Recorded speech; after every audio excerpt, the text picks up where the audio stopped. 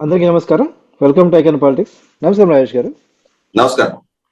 Sir, ఆ, పీకర్లో కష్టాలు కూరుకుపోయినారు జగన్మోహన్ రెడ్డి గారు అండ్ వాళ్ళ ప్రభుత్వం, వాళ్ళు చేసిన పనులు కానీ శ్రీవారి లడ్డు విషయంలోన. ఇప్పుడు ఆయన ప్రధానమంత్రి మోడీ గారికి లేఖ రాశారు. అందులోన రిక్వెస్టింగే కాదు, సో ఇండైరెక్ట్గా ఒక ఎమోషనల్ బ్లాక్మెయిల్ లాగా. ఇది బోర్డు నిర్ణయము. సో ఇందులోన ఏకంగా మీ పార్టీ వాళ్ళు ఎక్కువగా అన్నట్టు గుర్తు చేస్తున్నట్టుగా ఉంది. అంటే దీన్ని బట్టి చూస్తుంటే ఇంకా అటు సైడ్ నుంచి ఏమీ ఆ, ముందుకెళ్ళొద్దని చెప్పేసి చంద్రబాబు నాయుడు గారికి ఏమైనా ఆదేశాలు రావచ్చు అంటారా? ఎలా చూడాలంటారు దీన్ని?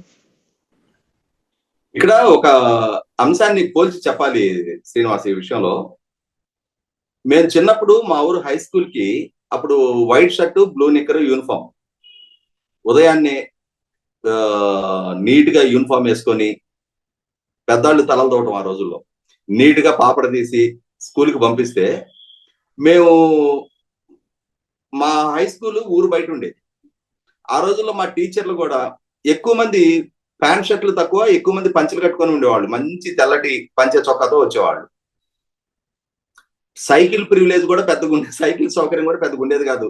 ఊర్లో నుంచి నడిచే వచ్చేవాళ్ళు అందరూ. ఊరు బయటే ఉండేది హై స్కూల్. అట్లా వెళ్ళే దారిలో మాకు పతి అంటాం, అంటే నీళ్ల గుంట, ఒక పెద్ద గుంట ఉండేది రోడ్డు పక్కన.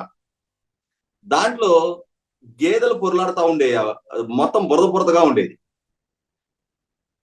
వందల మంది ఇప్పుడంటే గవర్నమెంట్ స్కూల్స్ కి తగ్గిపోయారు, కానీ ఆ రోజుల్లో ప్రైవేట్ స్కూల్స్ అవసరం కూడా ఉండేది కాదు.